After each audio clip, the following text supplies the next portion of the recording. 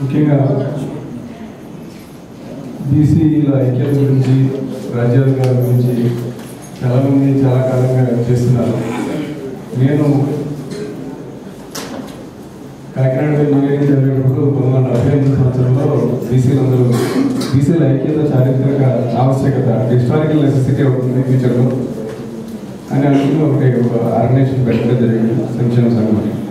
దాని ద్వారా పనిచేయడం చాలా రకాలు చేశాం. 1979 నుంచి లచ్చన్న గారు బాలా కానీ వేరే కానీ అందరూ బాలగౌడ్ గారు రకరకాల రాజకీయ నాయకులు కానీ సామాజిక నాయకులు కానీ చాలామంది చాలా రకాలు చేశారు. ఎన్ని చేసినా సరే గత 40 ఏళ్ళతో ఎట్లా ఉన్నాము నెక్స్ట్ ఎలక్షన్స్లో మనం వచ్చేయాలి.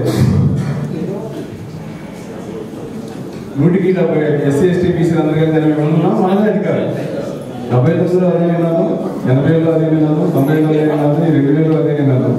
కానీ ఎలక్షన్ ముందు అంతా హడావిడి, ఎలక్షన్ వచ్చేది మళ్ళీ ఎవరి పార్టీలో కూడా వెళ్ళిపోతారు కలవ.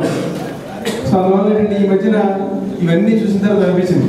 ఎందుకంటే ఒక్కొక్క మనిషికి ఇప్పుడు బీసీలో ఏంటంటే చాలా కమిట్మెంట్ ఎక్కువ అండి. కమ్యూనిస్ట్ పార్టీలో ఉన్నవాడు కమ్యూనిస్ట్ భావజాలంతో ఉంటాడు, బీజేపీలో ఉన్నవాడు బీజేపీ భావజాలు, కాంగ్రెస్ వాడు కాంగ్రెస్ భావజాలు. వాళ్ళకి ఎందుకంటే పార్టీ ఓడిపోకూడదు, వీడు ఓడిపోయినా పర్వాలేదు, అందువల్ల వెళ్ళిపోతారు. నేను ఒకటే చెప్పాను ఏంటంటే అదే కదా జరుగుతుంది కదా.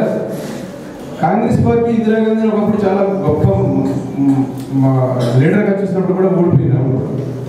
ఓడిపోతే భారతదేశం ఏమైనా అయిపోయింది? ఏమవ్వాలి? జవహర్లాల్ నెహ్రూ చచ్చిపోతే ఎవరున్నారు అనుకున్నారు, ఏం కాదు. ఒకడున్న రాజశేఖర రెడ్డి పోతే ఏమైపోతుందని చాలా మంది పిల్లలు ఏడ్చారు, ఏమైంది? ఏం కాలేదు.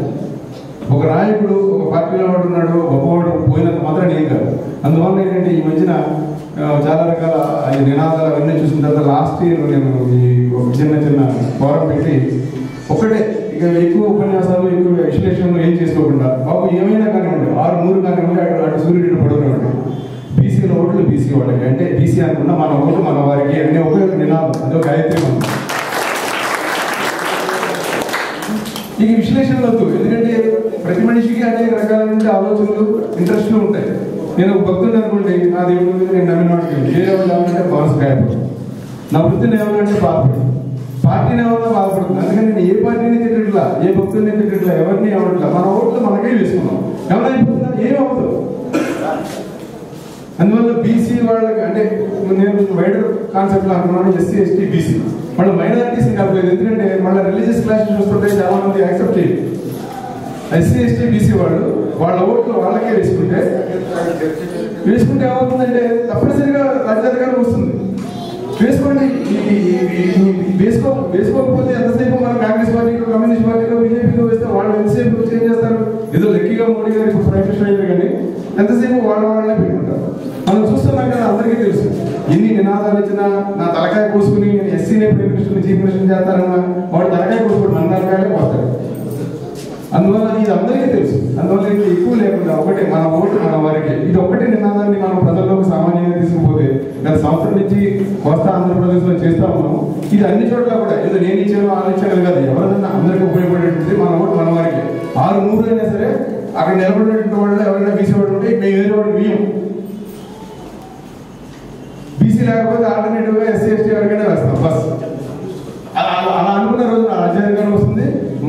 మనని ఇంతకాలం ఈ పరిస్థితుల్లో నుంచి ఇట్లా నడిపించినటువంటి మహాత్ములైనటువంటి జ్యోతిబాబులే కానీ, సావిత్రిబాబులే కానీ, అంబేద్కర్ కానీ, లేదా ఎవరైతే సామాజిక సంస్కృతులు మహానుభావులు ఉన్నారో వాళ్ళ మార్గంలో నడిచిన వాళ్ళు.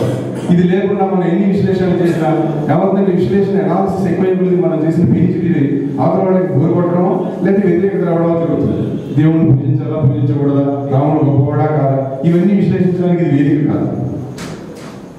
మనకేంటంటే రాజ్యాధికారులు రావాలి. ఎందుకు రావాలి మళ్ళీ వెంటనే అడుగుతారు, ఇదే మీకెందుకు రావాలండి? రామరాజు శాస్త్రి గారు చాలా చక్కగా పరిపాలించారు, ఎస్ఆర్ శంకర్ గారు బ్రాహ్మణ్ కూడా ఎస్సీ ఎస్టీలు చాలా చేశారు. కానీ ఎక్సెప్షనల్ కేసెస్ అవన్నీ. ఒక అగ్రకులాల్లో ఉన్నటువంటి వాళ్ళు ఎవరైనా చాలా గొప్పగా సేవ చేశారంటే ఎక్సెప్షనల్ కేసెస్, అంటే మినహాయింపులు మాత్రమే, జనరలైజ్డ్ కేసులు కాదు. జనరలైజ్డ్ కేసులు ఎంతసేపు దోపిడీ. అందువల్ల ఏంటి ప్రపంచంలో భారతదేశంలో కానీ ముఖ్యంగా ఎక్కువ మంది ఉన్నారు, 170 మంది ఉన్నారు. అందరికీ దానికి అనాలిసిస్ చేయగల. ఎప్పుడైనా సరే ఇల్లు సుఖంగా ఉండాలంటే అర్థం ఇంట్లో ఉన్న వాళ్ళందరూ సుఖంగా ఉండాలి.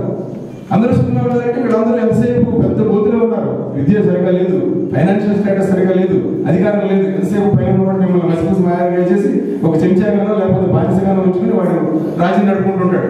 చంద్రబాబు నాయుడు తెలంగాణలో తిరగలేని పరిస్థితి ఉన్న రోజు ఏం చేశాడంటే బీజేపీతో ఒప్పందం పెట్టుకున్నాడు, కృష్ణయ్య ముందు నిలబెట్టాడు. ఏమన్నా తనులు తిను రాడు తిను నేను వెనకాల నిలబడతాను చెప్పేసి బీసీలుగా అధికారులు వాడి తెలుసు ఏమీ రావని చెప్పి. సో అందువల్ల ఈ పెద్ద పెద్ద వాళ్ళందరూ ఏం చేస్తారంటే క్రిటికల్ కేసెస్ లో మనల్ని మిలిటరీ జనరల్స్ గా ముందు పెట్టి ఆ వచ్చే ఫోటోలన్నీ మనం విన్న తర్వాత మళ్ళా ఫీల్డ్కి వచ్చారు. అందువల్ల ఇది ఒకటే పెట్టుకోండి. ఎందుకంటే బీసీలు అందరూ దేశంలో ఉన్న వాళ్ళందరూ దేవుడు నమ్మాను అనుకోండి, దేవుడు అందరికీ తండ్రి, అన్ని కులాల వాళ్ళకి తండ్రి కదా, ఆయనే సృష్టించాడు. అందువల్ల ఆయన ఎప్పుడు ఆనందంగా ఉంటాడు, తన పిల్లలు అందరూ సుఖంగా ఉంటే ఆనందంగా ఉంటాడు. అందరూ సుఖంగా ఉండాలంటే కూడా ఎంతసేపు బ్రాహ్మణులు రెండు రాజులు రాజ్యం తీస్తారా? మీరు ఎంతసేపు పల్లకి వస్తావా? సిగ్గులేదు.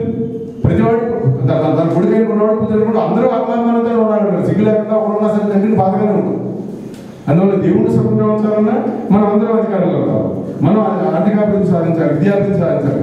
సామాజికంగా చూసినా అదే, సోషల్ స్టాటస్ తో చూసినా అదే, ఏ రకంగా చూసినా సరే, మానవత్వ దృష్ట్యా చూసినా సరే. అందువల్ల మనం అధికారంలోకి రావడం అనేది నిజమైనటువంటి పురోగతి. ఆ పురోగతికి ఏంటంటే ఏం అనుకోదు, ఏ పార్టీ వాళ్ళైనా సరే మన ఓటు మన వారికి. ఇది చెప్పడానికి చాలా మంది పెద్దలు ఉన్నారు. ఎందుకంటే నేను 30 ఏళ్ళ ఎస్సీ ఆర్గనైజేషన్ కన్వీనర్ ఏదో పెద్ద పొలిటికల్ గా లేకపోయినా పబ్లిసిటీ లేకపోయినా చేస్తూ ఉన్నాను. మన మక్క అంజనీ గౌడ్ గారు మనకి వరంగల్ ఇంజనీరింగ్ కాలేజ్ పనిచేసినప్పుడు మిత్రుడు, ఆయన ప్రత్యేకంగా పిలిస్తే ఇక్కడికి లెక్క చేసిన లేక మహానుభావులు అందులో మీరు అందరూ కూడా ఈ ఒక్క మాటని ఎన్ని మాటలైనా చెప్పండి, మన ఓటు మన వారికి అయిన దాన్ని ప్రజల్లోకి తీసుకుపోవాలని తప్పనిసరిగా అధికారం వస్తుందని విశ్వసిస్తూ